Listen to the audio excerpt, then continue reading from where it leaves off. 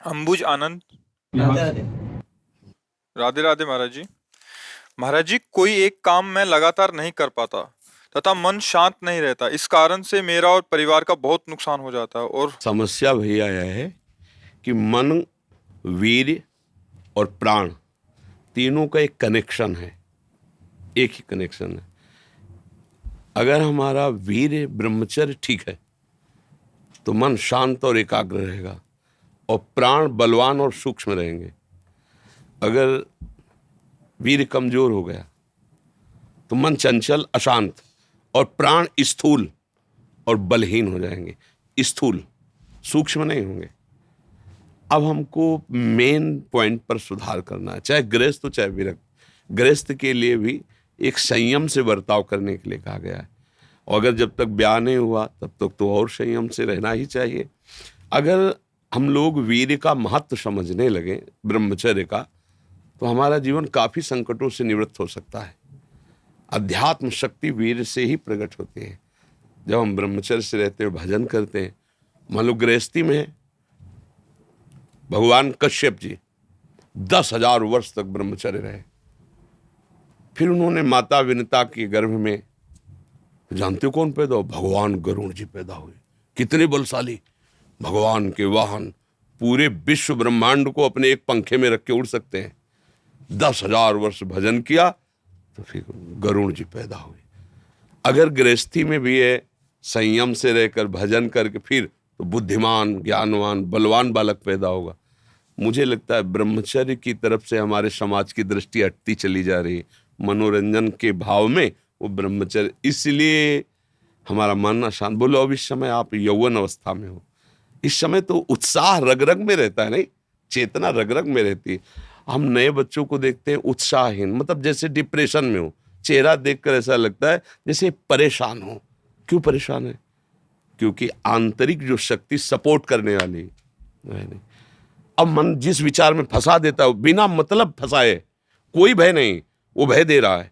कोई शोक का कारण नहीं, वो शोक दे रहा है, चिंता दे रहा है। किसी भी कार्य को करो, इतना संशय पैदा कर रहा है, पता नहीं काम सफल होगा कि नहीं सफल होगा, कहीं ऐसा तो नहीं हो जाएगा, कहीं ऐसा तो, वो अशांत रखता है। और जब ब्रह्मचर्य, ऐसा कैसे हो सकता है? बल है ना, अध्यात्म बल, शारीरिक बल की बात नहीं कहते। ऐसा कैसे हो सकता है? यदि एक बार ऐसा हुआ तो 1000 बार मैं प्रयास करूंगा और इस पर विजय। वो मतलब जिद्दी स्वभाव, एक निष्ठा उसी से आती है, उसी से। ये जो संत महात्मा बड़े बड़े कष्टों को रौंद करके वो मेन पावर है। और हम लोग उससे, प्राण हमारे स्थूल हो गए, वासनात्मक, मन हमारा चंचल अशांत हो गया। क्यों? क्योंकि हमारा ब्रह्मचर्य ठीक नहीं है। अब उस पर किसी की दृष्टि नहीं जाती। अब ब्रह्मचर्य कैसे ठीक हो? हमारा संग ठीक नहीं, हमारा भोजन ठीक नहीं, हमारा दृश्य ठीक नहीं, हमारा श्रवण ठीक नहीं, गंदी बातें देखें, गंदी बातें सुने, गंदा विचार आए, गंदी क्रियाएं करें, फिर ब्रह्मचर्य कैसे रहा जा सकता है? अगर सुधार करो तो अभी बहुत बढ़िया समय है, कोई ज़्यादा अवस्था तो हो नहीं गई। ब्रह्मचर्य का सुधार करो। हम सबसे कहते हैं व्यायाम करो। बिना शरीर को थकाए ब्रह्मचर्य को पचाया नहीं जा सकता। जैसे दंड बैठक, दौड़ भाग, व्यायाम किया, फिर आप भले गृहस्थ हो, फिर दिन भर कार्य करते रहो। 30 मिनट तो पूरे शरीर को ऐसा व्यायाम में रखो पसीना पसीना हो जाए।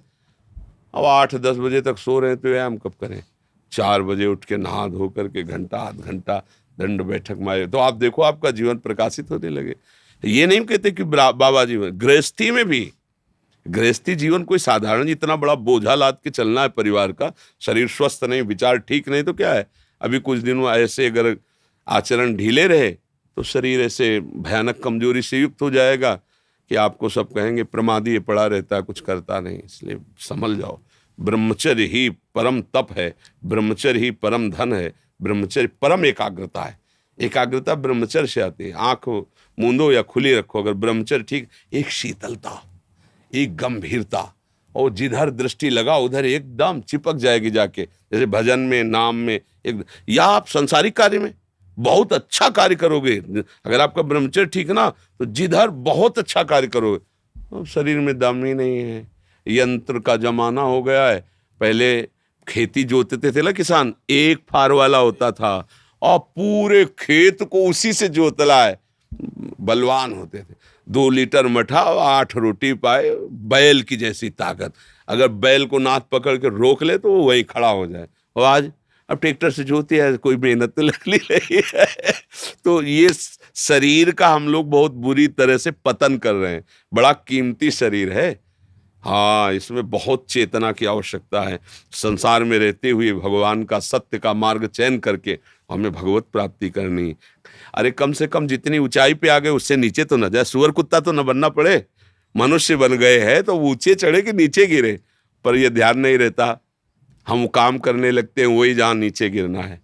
अब दूसरे जीवों का मांस खाना, शराब पीना, जुआ खेलना, व्यभिचार, ये कहाँ ले जाएगा? एकदम नष्ट कर देगा। तो जवान बच्चे हो, सावधान रहो, खान पान ठीक रखो, सावधानी पूर्वक चलो, ठीक है।